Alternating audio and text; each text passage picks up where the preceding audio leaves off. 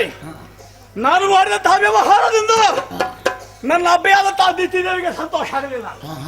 ಅವಳು ಕರೆಗಳಲ್ಲ ಬಳಿಗೆ ಮಗನ ಹಿರಣ್ಯಾಕ್ಷ ಹೀಗೆ ಬಾ, ಬ್ರಾಹ್ಮಣರನ್ನು ಪೀಡಿಸುವುದಲ್ಲ, ಗೋವುಗಳ ತಲೆ ಕಡಿಯುವುದಲ್ಲ, ಋಷಿವಧಗಳನ್ನು ನೋಯಿಸುವುದಲ್ಲ, ಯಜ್ಞ ಹಾಳು ಮಾಡಬೇಡ ಮಗಳೇ, ಇದೆಲ್ಲ ನಮಗೆ ಹೇಳಿದ ವ್ಯವಹಾರ ಅಲ್ಲ ಅಂತ ಹೇಳಿದ್ರು. ಹಾಗಾದ್ರೆ ಏನು ಮಾಡಬೇಕಮ್ಮ ಅಂತ ನಾನು ಕೇಳಿದೆ. 3 ಲೋಕದಲ್ಲಿ ಶ್ರೇಷ್ಠರಾಗಿ ಬೆಳೆಯಬೇಕು. ಶ್ರೇಷ್ಠವಾದಂತಹ ಪದವಿ ಇದೆ, ನಾಲ್ಕ ಪದವಿ, ಅದನ್ನು ಅಡಗಬೇಕು. ಅದನ್ನು ಅಡಗಬೇಕು ಅಂತಾದ್ರೆ ನೀನು ದೈವೀ ಬಲ ಸಂಪನ್ನನಾಗಬೇಕು ಅಂತ ಹೇಳಿದ್ರು. ಅವಳ ಹರಕೆಯನ್ನು ಕೈಗೊಂಡು ಕಾಂತಾರವನ್ನು ಪ್ರವೇಶ ಮಾಡಿದೆ. ನಾನು ಹಾಗೂ ನನ್ನ ಅಣ್ಣ ಹಿರಣ್ಯ ಕಶ್ಯಪ ಉಭಯರು ವಿರಂಚ ಕುರಿತಾಗಿ ತಪಸ್ಸನ್ನಾಚರಿಸಿ ಆ ವಿಧಾತನನ್ನು ಒಲಿಸಿಕೊಂಡು ಅಮೋಘವಾದಂತಹ ಅವರ ಬಲವನ್ನು ಹೊಂದಿದ್ದೇವೆ. ನಾನು ಮೊದಲು ಕೇಳಿದ ಆಹಾರ 100ರ ಎಣಿಕೆಯಲ್ಲಿ ಹಂದಿ ಬೇಕು ಅಂತ ಹೇಳಿದೆ. ನಾನು ದಿನ ಎಣಿಸಿದಾಗ ಹಂದಿಗಳ ಬಂದೇ ಬರಲಿ ಅಂದಾಗ ತಥಾಸ್ತು ಹೊಂದಿದ್ದಾರೆ. ಲೋಕಮುಖದಲ್ಲಿ ಯಾವ ಶಕ್ತಿ ಆಗಲಿ ವ್ಯಕ್ತಿ ಆಗಲಿ ನನ್ನನ್ನು ವಿರೋಧಿಸಬಾರದು. ವಿರೋಧಿಸಿದರಂತಾದ್ರೆ ಅವರನ್ನು ನಾಶಪಡಿಸುವಂತಹ ಅಮೋಘ ಶಕ್ತಿಯನ್ನು ದಯಪಾಲಿಸುವಂದಾಗ ಈಗ ದಂಡವನ್ನು ಕೊಟ್ಟಿದ್ದಾನೆ. ಆದ್ರೆ ಒಂದು ಹೇಳಿದ, ಕೈಯ ಗದೆ ತಪ್ಪಿದ್ದಾರೆ, 101ನೇ ಹಂದಿ ಬಂದರೆ ನೀನು ತಿರುವುದಕ್ಕೆ ಮನಸ್ಸು ಮಾಡಿದರೆ ನಿನಗೆ ಮರಣ ಬರಲೂಬಹುದು ಅಂತ ನಾನು ಜಾಗೃತನಾಗುವುದಕ್ಕಾಗಿ ಅವನು ಹೇಳಿದ್ದು. ಆ ಬಗ್ಗೆ ಹೆಚ್ಚು ಗಮನ ಹರಿಸಬೇಕು ಅಂತ ಇಲ್ಲ. ವರಬಲ ಸಂಪನ್ನನಾಗಿದ್ದೇನೆ, ಇನ್ನೇನು ಇನ್ನೇನು ಇನ್ನೇನು.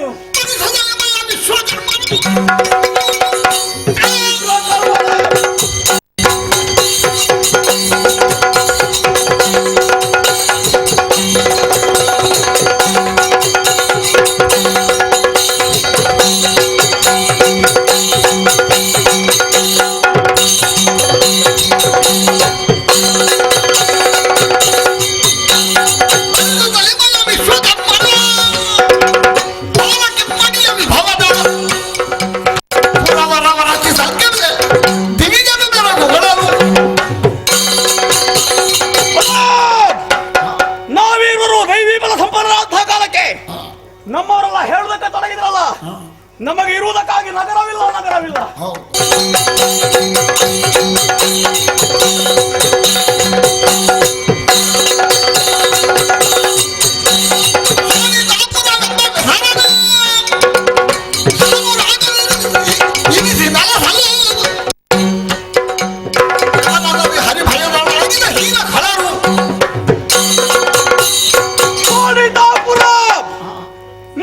ಸೂಚಿಸಿದ್ದು ಆ ಹೆಸರ ಯೋಗ್ಯವಾದದ್ದೆಂಬ ಹಾಗೆ ಆದಿದೈತ್ಯರಾದ ಹಿರಣ್ಯಾಕ್ಷ ಹಿರಣ್ಯ ಕಶ್ಯಪರಿಂದ ನಿರ್ಮಾಣಗೊಂಡ ತಾಯಿ ನಗರಕ್ಕೆ ಶೋಣಿತಾಪುರವೆಂಬಂತಹ ಹೆಸರು. ಇಲ್ಲಿ ಅಧಿಕಾರ ಗದ್ದುಗೆಯನ್ನು ನನ್ನ ಅಣ್ಣ ಅಂತ ಹಿರಣ್ಯ ಕಶ್ಯಪ ನಡೆಸಿದ.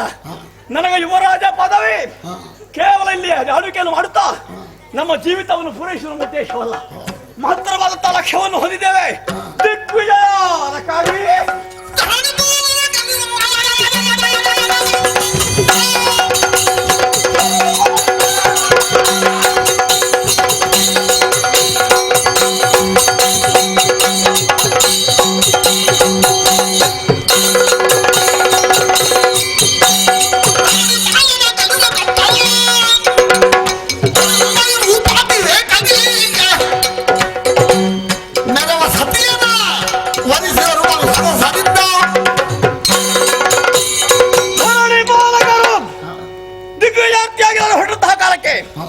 ಮೊದಲಾಗಿ ಪಾತಾಳಲೋಕವನ್ನು ಪ್ರವೇಶ ಮಾಡಿದೆ.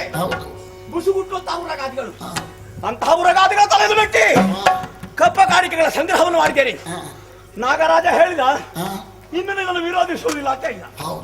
ನಾಗರಾಜ, ನಿನ್ನ ಜೊತೆಗೆ ಇರ್ತೇನೆ, ನಿನಗೆ ಸಹಕಾರ ನೀಡ್ತೇನೆ, ನನ್ನ ವಿರೋಧ ಇಲ್ಲ ಅಂತ ಹೇಳಿದ. ಬೇಕಾದಷ್ಟು ಕೊಟ್ಟ. ಅದಷ್ಟನ್ನು ಸಂಗ್ರಹಿಸಿದೆ, ನಮ್ಮ ಭಂಡಾರಕ್ಕೆ ಸೇರಿಸಿದೆ.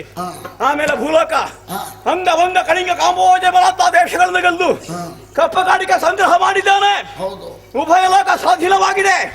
ಅಷ್ಟಾಗುವಾಗ ಮದುವೆ ಆಗಬೇಕು ಅಂತ ಹೇಳಿದ್ರಲ್ಲ ಹಿರಿಯರಲ್ಲ. ಹೌದಪ್ಪ, ಪ್ರಾಯ ಪ್ರಬುದ್ಧನಾಗಿರುವೆ, ನೀನು ಮದುವೆ ಆಗಲೇಬೇಕು. ಸಕಲ ಪ್ರಸೂದೆ ಸಾಧ್ಯವಿರದಂತಹ ಒಬ್ಬರಲ್ಲ ಇಬ್ಬರಲ್ಲ ಕೆಲವು ಮಂದಿ ಹೆಂಡರನ್ನು ನಮಗೆ ಮದುವೆ ಮಾಡಿಸಿಕೊಟ್ಟಿದ್ದಾರೆ. ನನಗೂ ಹಾಗ ನನಗೆ ಈಗ ಮದುವೆ ಆಗಿದೆ, ಸಂಸಾರ ಹೊಂದಿಗರಾಗಿದ್ದೇವೆ, ಮಕ್ಕಳನ್ನು ಪಡೆದಿದ್ದೇವೆ. ಮೆಲ್ಲ ಅತ್ತ ಹೋಗಿ ಮತ್ತೆ ನೋಡೋಣ.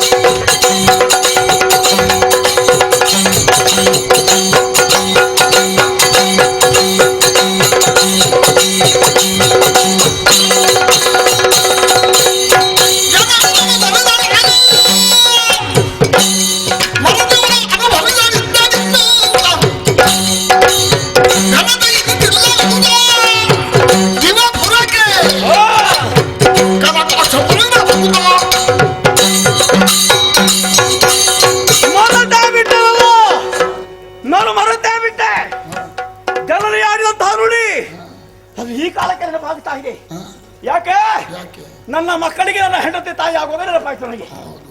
ಅಮ್ಮ ಹೇಳಿ ಕಾಲ ಅಷ್ಟಾಗಿ ಹೋಯ್ತು. ಹಾ, ಮಗನೇ, ಹಾ, ಸ್ವರ್ಗಧಾಮವನ್ನು ಪ್ರವೇಶ ಮಾಡಿ ಹಾ. ದೇವಪೀಠದಲ್ಲಿ ಅಲಂಕೃತ ಆಗಬೇಕು.